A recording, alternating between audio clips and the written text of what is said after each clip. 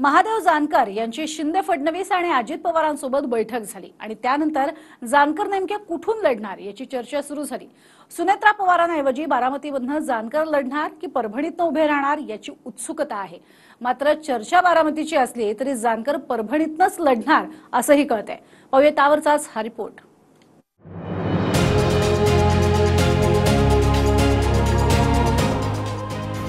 धोका दिला बरं आणि मी ज्यावेळेस धोका करायला सुरुवात करीन तेव्हा ह्यांचं सरकार राहणार नाही हे मला कालपर्यंत भाजपनं धोका दिला असं सांगणारे महादेव जानकर महाविकास आघाडीच्या दारातनं पुन्हा महायुतीच्याच घरात आले। पण रासपच्या जानकरांना पुन्हा सोबत घेण्यामागे मोठी रणनीती असल्याची चर्चा आहे आणि ही चर्चा आहे बारामतीची। सूत्रांकडून मिळालेल्या माहितीनुसार जानकरांना बारामतीमधून तिकीट मिळण्याची शक्यता आहे। म्हणजेच अजित पवारांच्या पत्नी सुनेत्रा पवारांऐवजी सुप्रिया सुळेंविरोधात महादेव जानकर लढू शकतात। म्हणजेच अजित पवारांच्या पत्नी सुनेत्रा पवारांऐवजी सुप्रिया सुळेंविरोधात महादेव जानकर लढू शकतात। मात्र असं असलं तरी जानकर मात्र परभणीतूनच लढणार अशी माहिती सूत्रांची आहे। 31 मार्चला जानकर आपला उमेदवारी अर्ज दाखल करणार असल्याचं कळतंय। महायुतीकडनं जानकरांना परभणीची जागा सोडल्याची माहिती आहे। निवडणुकीच्या तयारीला लागण्याच्या जानकरांनी पदाधिकाऱ्यांना सूचना दिल्या। रविवारी वर्षावर झालेल्या बैठकीत अजित पवारांसोबतचा जानकरांचा हा फोटो फार बोलका आहे। जानकर आणि दादा दोघांच्या चेहऱ्यावर हास्य, म्हणजेच जानकरांसोबत दादांचं बारामतीचं ठरलंय असं बोललं जातंय।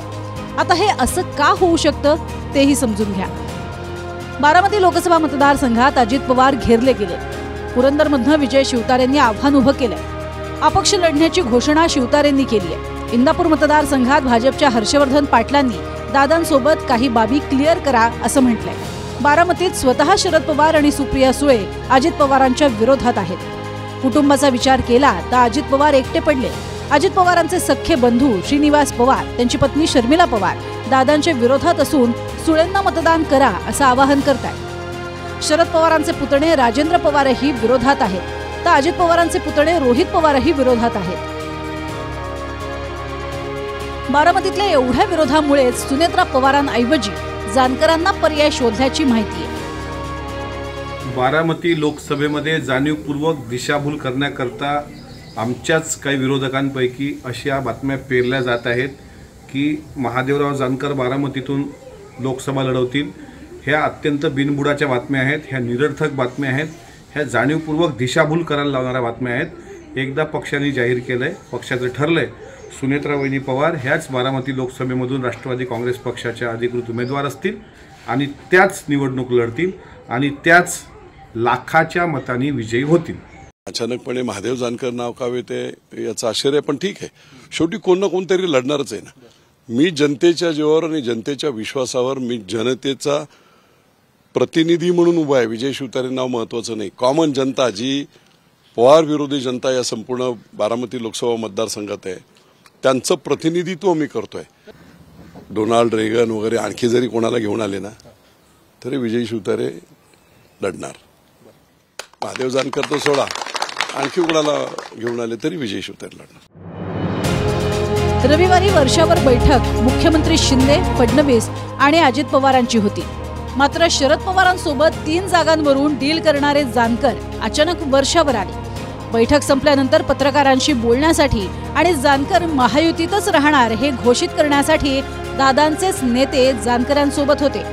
जानकर महायुतीतच राहणार, त्यांना 1 जागा मिळणार ही घोषणाही तटकरेंनीच केली।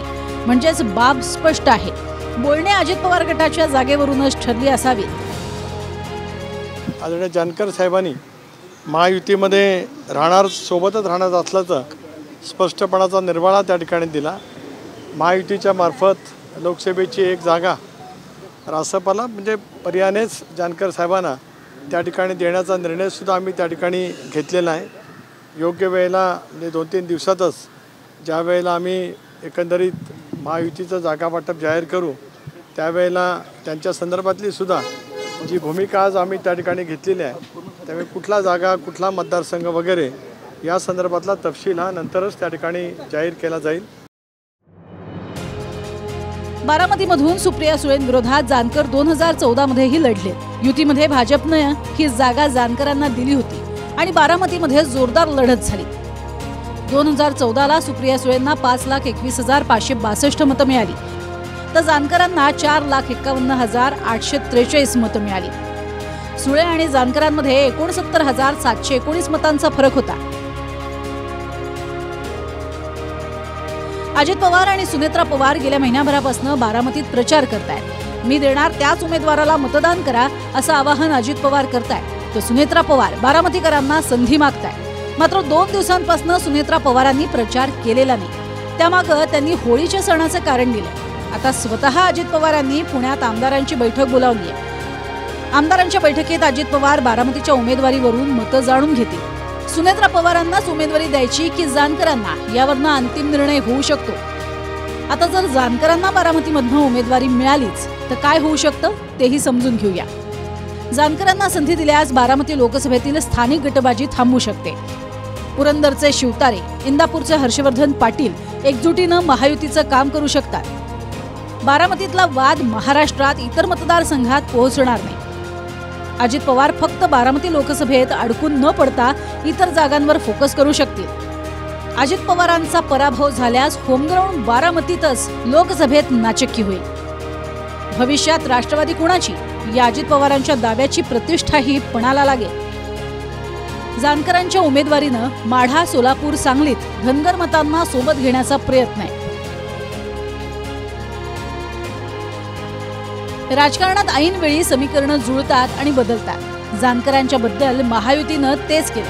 भाजप आणि महायुतीला इशारे देणारे जानकर त्याच महायुतीसोबत आले. कोणतरी पाठिंबा दिलं मग काढून घेईल यासली बंडल बंद करा. तुम्ही काही काळजी करू नका. इथं भारतीय जनता पार्टीची आणि राष्ट्रीय समाज पक्षाची लढत होणार आहे. माढा मतदारसंघात फार लढत होणार आहे. आणि आज चॅलेंज देऊन सांगतो, 2 मतदारसंघातून महादेव जानकर विजय होतो. परभणीतला निकाल लागेल आणि माढ्याचा निकाल लागेल. आज विजयाचा मेळावा आज तुम्हाला घेऊन आत्मविश्वास देण्यासाठी आलो. माढा आणि परभणी या दोघांसाठी जानकर महाविकास आघाडीतही आग्रही होते. पण आता माढ्यातनं भाजपनं रणजितसिंग निंबाळकरांना तिकीट दिलंय. आता परभणीतनं जानकर लढतात की बारामतीतून, हा सस्पेन्स लवकरच दूर होईल. Bureau report, TV9 Marathi.